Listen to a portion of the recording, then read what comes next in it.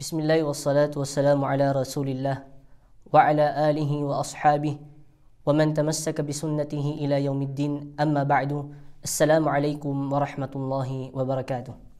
Mga kapatid ko sa pananampalatayang Islam, sa araw na ito ating tatalakayin ang tafsir ng Suratul Asr, na kung saan binanggit ni Imam Shafi'i rahimahullahu ta'ala, ika niya, "Law lam yunzilillahu ala ibadihi hujjatan illa hadhihi as-surah lakafathum." Sabi ni Sheikh Al-Uthaymin rahimahullahu ta'ala, ika niya, al-muradu bil kafathum una, yung murad sabi niya, ang ibig sabihin ng kafathum muna ay sabi niya, kafathum mau'izatan. Lakin sabi niya, mau'izatan laysa kafathum tashri'an. Ibig sabihin, sabi ni Imam Shafi'i rahimahullahu ta'ala, kung hindi ika nagpababa o nagpadala ang Allah subhanahu wa ta'ala ng iba pang mga gabay, maliban sabi niya sa sura na ito, ang Suratul Asr, katotohanan na ang sura na ito ay sapat na. Ngunit sapat na bilang paalala sa sangkatauhan, hindi ibig sabihin ay sapat na bilang batas. Dahil sabi ni Sheikh Al-Uthaymin rahimahullah ta'ala, dahil sa sura na ito sabi niya ay walang binanggit kahit na ano pang batas. Ngunit ito ay ibig sabihin ni Imam Shafi'i rahimahullah ta'ala ay ang sapat na sabi niya bilang paalala sa sangkatauhan. Ano nga ba ang sura na ito? Sabi ng Allah subhanahu wa ta'ala, "Wal 'asr, innal insana lafi khusrin, illa alladhina amanu wa 'amilus salihat wa tawasaw bil haqq wa tawasaw bis sabr." Sabi ng Allah subhanahu wa ta'ala, "Wal 'asr." Ang Allah subhanahu wa ta'ala ay sumumpa. Siya ay sumumpa sa panahon. Sabi niya, katotohanan sabi niya, "Wal 'asr" sabi niya, innal insana lafi khusrin. Tunay sabi niya, katotohanan na ang lahat ng tao sabi niya, ang sangkatauhan sabi niya ay nasa kalugian. Nasa kalugian o isa silang nasa pagkatalo. Okay? Ang lahat sabi niya ng tao sabi niya ay nalulugi o natatalo kabilang sa mga taong talunan. Ang lahat ng tao sabi ng Allah subhanahu wa ta'ala. Maliban sabi niya illa alladhina amanu wa 'amilus salihat wa tawasaw bil haqq wa tawasaw bis sabr. Maliban sabi niya ika sa apat na katangian na binanggit ng Allah subhanahu wa ta'ala. Ito yung apat na katangian na ito. Ano yung apat na katangian na ito? Sabi ng Allah subhanahu wa ta'ala, illal ladhina amanu. Sabi niya, illal ladhina amanu. Sabi ni Sheikh Al-Uthaymin rahimahullahu ta'ala, al-amanu sabi niya dito, al-muradu bil amanu sabi niya, al-iman. Ang ibig sabihin sabi niya ng amanu dito ang iman. Sabi niya, al-imanu alladhi la yukhalijuhu shakkun wala taraddud. Yung iman, yung paniniwala ng isang tao na kung saan ito ay hindi siya nakakaranas o hindi nakakaranas o nahahaluan ng pagdadalawang isip o pagdududa. Saan? Bima bayyanahu Rasul alayhi salatu wassalam lamma hina sa'alahu Jibril alayhi salam, hina sa'alahu Jibril anil iman. Ito yung sabi niya, ang paniniwala na walang pagdududa at pagdadalawang isip sa kung ano man ang binanggit ng mahal na propeta sallallahu alaihi wasallam kay Jibril nung siya ay tinanong patungkol sa iman. Sabi niya, al-awwal sabi niya, al-iman sabi niya, an tu'mina billah. Sabi niya, ang paniwalaan mo ang Allah subhanahu wa ta'ala. Saan? Sabi ni Sheikh Al-Uthaymin, an tu'mina billah, ang paniwalaan mo na walang ibang karapat dapat na sambahin maliban ng Allah subhanahu wa ta'ala. Summa, ang paniwalaan mo din na ang Allah subhanahu wa ta'ala ang nag-iisang tagapaglikha, tagapagbiyaya, nagbibigay ng lahat ng ating mga pangangailangan at iba pa. At ang paniwalaan natin ang lahat ng katangian ng Allah subhanahu wa ta'ala kanyang mga pangalan at iba pa, magayro dhalik. Summa sabi niya, an tu'mina billah wa malaikatihi, sabi niya, wa malaikatihi. At ang paniwalaan natin ang lahat ng anghel na nilikha ng Allah subhanahu wa ta'ala. Na kung saan ang bawat anghel ay mayroon kanya-kanyang mga gawain. At sila ay nilikha ng Allah subhanahu wa ta'ala mula saan? Mula sa ilaw. Sila ay nilikha ng Allah subhanahu wa ta'ala mula sa ilaw.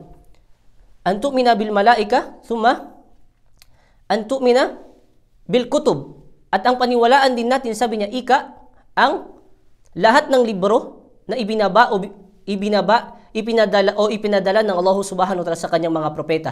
Kagaya lamang ng kagaya ng Taurah, kagaya ng Injil, ng Suhuf, at saka ng Quran. Kailangan nating paniwalaan ang lahat ng mga librong ibinaba ng Allah subhanahu wa ta'ala. Thumma, an tu'mina bir-rusul, at ang paniwalaan natin ang lahat ng propeta na ipinadala ng Allah subhanahu wa ta'ala. Ganun naman na yung mga propetang binanggit ng Allah subhanahu wa ta'ala at yaong mga propetang hindi binanggit ng Allah subhanahu wa ta'ala. Kagaya na lamang ng sinabi ng Allah subhanahu wa ta'ala sa kanyang banal na Quran.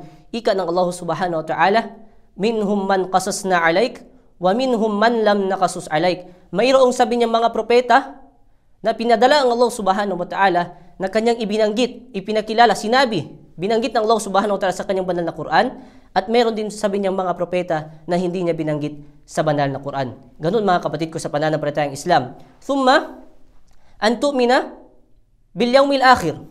At ang paniwalaan natin ang huling araw. Ang paniwalaan natin ang huling araw na tunay na may huling araw o yawmal qiyamah na kung saan tayo ay haharap tayo lahat. Saan? Haharap tayo sa Allah subhanahu wa ta'ala. At tayo ay tatanungin ng Allah subhanahu wa ta'ala ng mga katanungan, tayo ay gagantimpalaan at tayo rin ay paparusahan sa araw na iyon.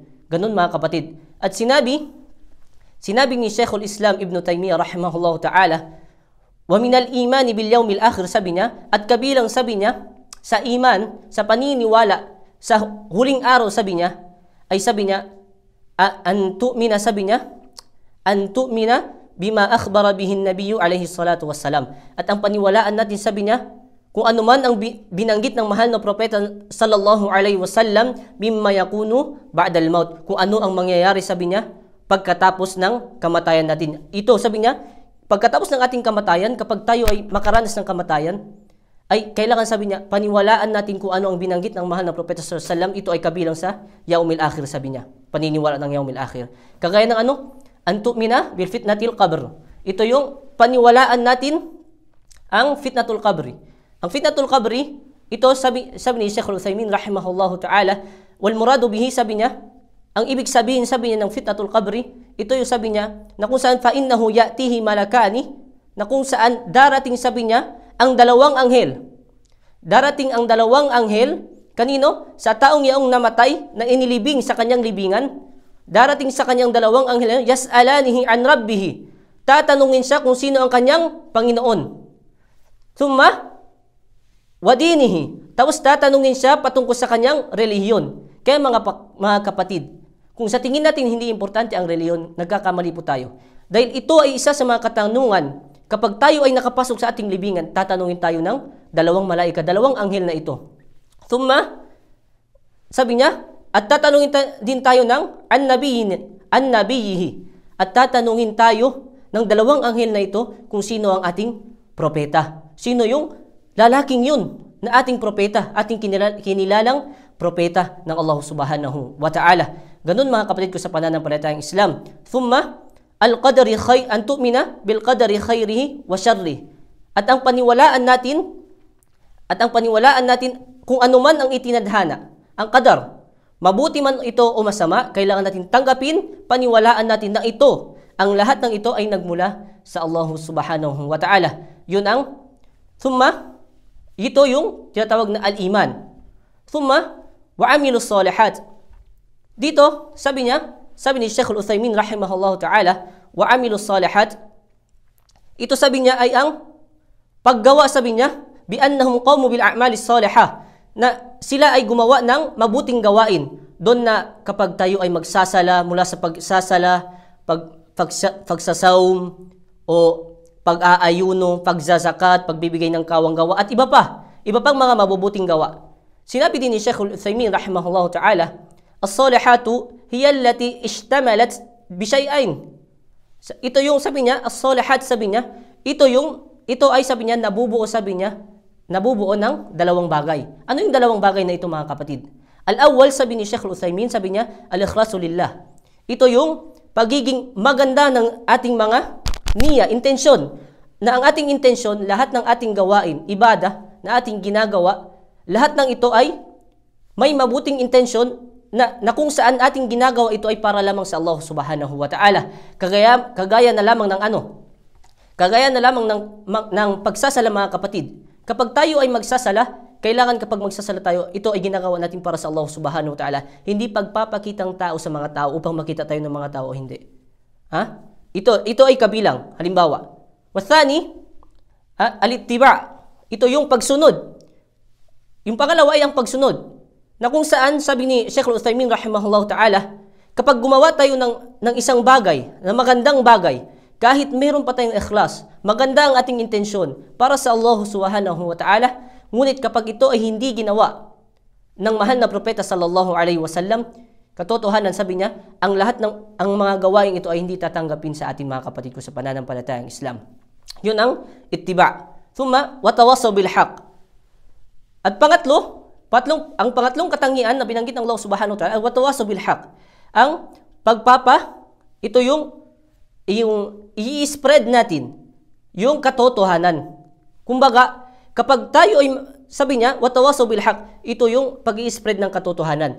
Sabi niya, wal haqq, sabi niya, al-muradu bil haqq huna, ang yung murad, yung ibig sabihin ng haqq dito, sabi ni Sheikh Al-Uthaymin, al-muradu biha, sabi niya, al-muradu bil haqq, sabi niya, at-syar', sabi niya. Ito yung batas ng Allah subhanahu wa ta'ala na kung saan ito ay kanyang binaba sa pamamaraan ng Quran at ng kanyang propeta na si Muhammad sallallahu alaihi wasallam. Yun mga kapatid ko sa pananampalatayang Islam. Yun ang watawasaw bil haqq. Kapag nakikita natin ang ating kapatid na gumagawa ng mga ipinagbabawal ng Allah subhanahu wa ta'ala, gumagawa ng haram, ay atin siyang papayuhan. Bibigyan natin siya ng paalala, pagbabawalan natin siyang gumawa ng mga bagay na ito. Kung saan ang lahat ng ating ang pagbabawal natin sa kanya, pagbibigay natin ng payo, ito ay naaayon sa batas ng Allah subhanahu wa ta'ala. Ganun mga kapatid ko sa pananampalatayang Islam. At ang pag-apat ay ang watawasaw bis sabr. Ito yung watawasaw bis sabr. Yung watawasaw bis sabr naman, mga kapatid ko sa pananampalatayang Islam, sabi ni Sheikh Al-Uthaymin rahimahullah ta'ala, ito yung pagpigil sa ating mga sarili mula sa mga gawain na hindi naman nakakatulong sa atin. Okay? Ito yung mga bagay na hindi na karapat-dapat. Thumma, sabi, wa qassamahu ahlul ilm. At ang sabar na ito ay binahagi ng ating mga scholar sa tatlong bahagi. Ano yung tatlong bahagi na ito? Al-awwal, sabi niya, as-sabru ala ta'atillah. Ito yung pagsasabar upang magawa o masunod o pagsasabar sa pagsunod sa mga kinalulugod ng Allah subhanahu wa ta'ala, sa mga mabubuting gawa, sa paggawa ng mga ibadah. Ikaw ay nagtitimpi ka upang magawa mo ang ipinag-utos ng Allah subhanahu wa ta'ala. Wathani, as-sabru an ma'asiyatillah. Ito yung pagtitimpi mula sa mga ipinagbabawal ng Allah subhanahu wa ta'ala at ng kanyang mga propeta. Ito yung pagtitimpi mula sa mga ipinagbabawal ng Allah subhanahu wa ta'ala. Pangatlo, mga kapatid, ito yung as-sabru ala aqdarillah. Ito yung pagtitimpi mula sa mga itinadhana sa atin ng Allah subhanahu wa ta'ala. Pagtitimpi sa kung ano man ang darating sa atin, mabuti man o masama, kailangan natin magtimpi mga kapatid ko sa pananampalatayang Islam. So ito yung apat na katangian na binanggit ng Allah subhanahu wa ta'ala, na kung saan kapag ito ay nasa sa atin, ang apat na katangian na ito ay mayroon sa atin, naroroon sa atin, ay hindi tayo mapapabilang sa saan? Sa mga taong yaong nalulugi o sa mga taong yaong talunan dito sa mundong ibabaw hanggang sa huling araw na kung saan tayo ay haharap na sa Allah subhanahu wa ta'ala. Ganun pa man mga kapatid ko sa pananampalatayang Islam, ang lahat ng ito mga kapatid ay nangangailangan ng kaalaman, na kung saan sinabi ni Imam al-Bukhari rahimahullahu ta'ala, sabi niya, al-babul ilmu qabla al-qawli wal amal. Sabi niya, ang pintuan na kung saan sabi niya, kailangan, sabi niya, unahin natin ang kaalaman, na kung saan nangangailangan muna ng kaalaman qabla al-qawli wal amal, bago yung sabi niya yung mga salita at ang mga gawa. Ibig sabihin, ang lahat ng mga bagay mga kapatid, pagsamba ay kinakailangan ng kaalaman mga kapatid ko sa pananampalatayang Islam. Kaya pagsikapan natin pag-aralan ang relihiyon ng Allah subhanahu wa ta'ala, ang batas ng Allah subhanahu wa ta'ala, nang sa ganun ay hindi tayo mapapabilang sa mga taong yaong talunan dito sa mundo, at ganon rin sa kabilang buhay mga kapatid ko sa pananampalatayang Islam. Wa ilahuna, assalamu alaikum warahmatullahi wabarakatuh.